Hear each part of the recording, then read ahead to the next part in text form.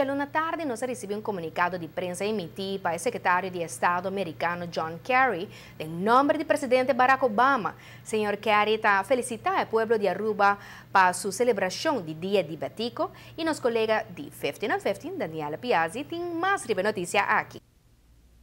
Danke pai passe, amita Daniela Piazzi. Esse man aqui é comunidade de Aruba arranha duche fim de semana largo durante a celebração nacional de Dia Diabético. Durante o aniversário aqui, o povo arranha hope de seu não de bien, pero é um dia mais especial a bem for de Casa Blanco na Washington, D.C. The late Betico Cruz was a political activist and former school teacher who helped Aruba obtain its separate status within the Dutch Kingdom in 1986. Since then, Aruba became an autonomous member of the Kingdom of the Netherlands. On this official national holiday, celebrations take place on various events, from sporting, folkloric, to Harley-Davidson bike tours to culinary festivals. This year, the ceremonial celebration took place at the Plaza Betico Cruz, where various members of parliament gave tribute to Aruba's liberator. On this day, the island received an extraordinary surprise all the way from Washington, D.C.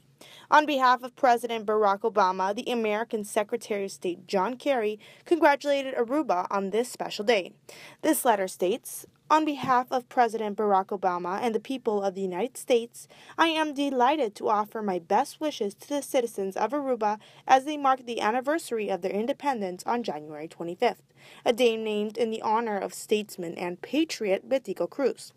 In recent years, Aruba has emerged as a key force in moving the Caribbean toward a clean energy future.